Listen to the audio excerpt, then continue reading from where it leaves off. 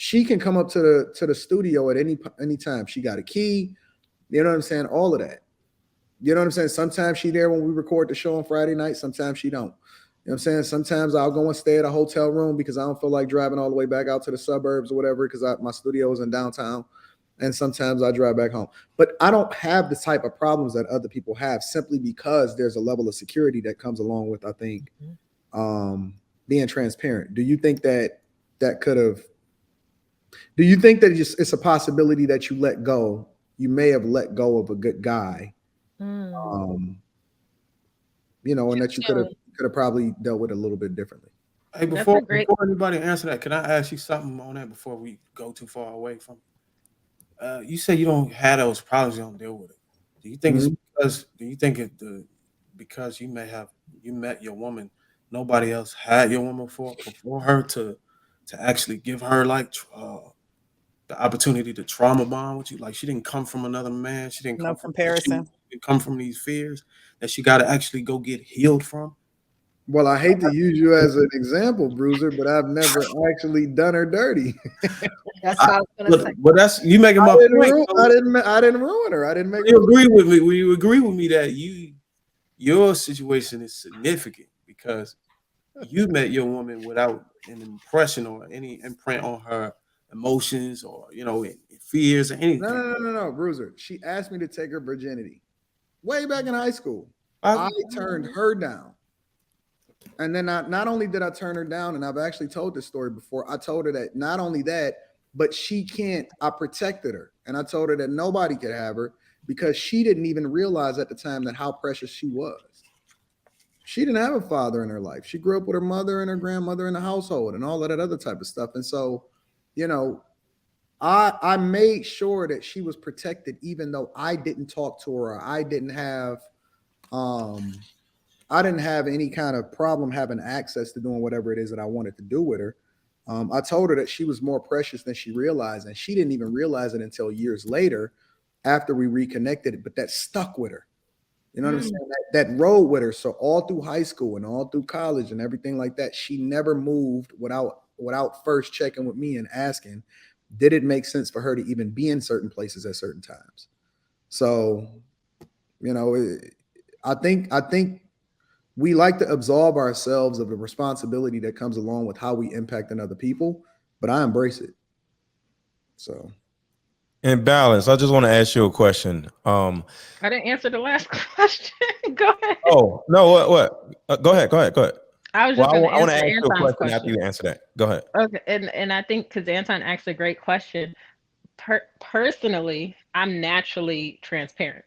So for me, I was already doing a lot of things up front.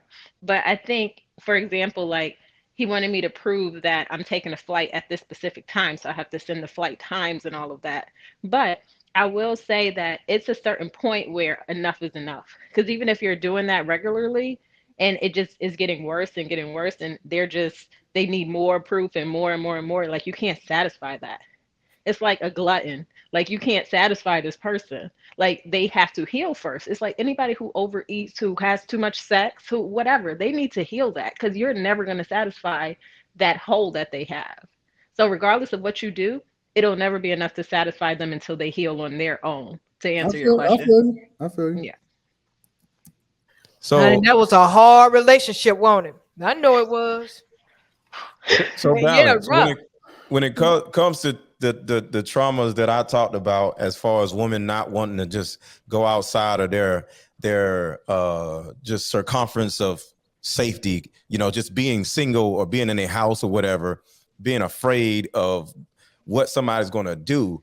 At least that guy was, because I don't know if you had an opportunity to talk to him and say, yo, like, can you back off, or what's the actual problem, or what did you go through? At least he didn't run, because that's the biggest thing that happens in my scenario versus your scenario. Because yes, men are traumatized and they operate in a certain type of way versus how women are traumatized. No, he ran in different ways. But yeah, that's what I'm saying. But the thing about it is, you had the opportunity to have those conversations with him. But a lot of women, they just want to run back to their little box like the mouse. And next thing you know, nothing can be changed or fixed or whatever. At least that guy, you had an opportunity, or he had an opportunity to have conversations in order to get through that. Whether he needed to, get away from you or not, that was a known issue that he kept asking you. But did you ever, because this is the question, did you ever have a conversation with him and say, is there a reason why you're like this? And what was his answer? Absolutely. And that's how I found out that his ex-woman cheated on him. So now what do we do with this situation with you and that guy? Did you ask him? So okay, I understand that. So what do we do about this? Do we end it or do we work on it? Like what went on it right there? It depends on the person's actions, because they can say anything with their words. When you found out that there was an issue, did y'all turn around and say, okay, so what do we do next? Or did y'all just break it up? Yes, we got to talk about it and we got to work on it. That was what we agreed to do, but that did not happen. Because it didn't happen. Why did it end if that's the case? Because it didn't happen. Oh, because he kept doing it. Okay. Well, at least the conversation was able to be had, though. You know how some men, they can have a conversation, right? But sometimes they tune you out. They're not really having a change. They're like, they'll just like, but they're not changing anything because they need therapy. A woman, like, what you're saying about women, though, in the sense of they want to stay in their house. That's very true. They're comfortable there. They don't want to change in that sense too. So both of those people need healing, but you always just talk about the one side. So do you agree that he may have been triggered by some stuff you were doing? I think he was just triggered by everything. Yeah.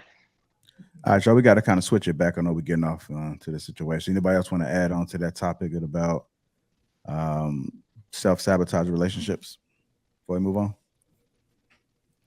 Ali, you came off the mic. Our generation is extremely weak given the things that's happened to us generationally. There's a normalcy of suffrage that has to happen for us to be strong people and reach our peak of what humanity is. So a strong man and woman have to go through pain and suffer. The problem is the way men suffer pain and the way women suffer pain is differently. A man is created biologically to endure pain, to protect and provide, and to feel every aspect of life to be a man for his family. A woman is only supposed to endure pain based on her family, which becomes love, because the pain comes from suffering and serving her child, her husband and her child. You're not supposed to go through amongst so many different men, amongst some certain different environments. Women, the things that women now are doing, that the society is teaching, is telling them to be equal to us and believing that they're the same as us when they're not created to be nothing like us, that we're supposed to be protected and they're never supposed to endure and go through the same things we do. So there's a normalcy of suffrage that we have to go through and meant to endure, but pain builds men. So that term, no pain, no gain, that makes men.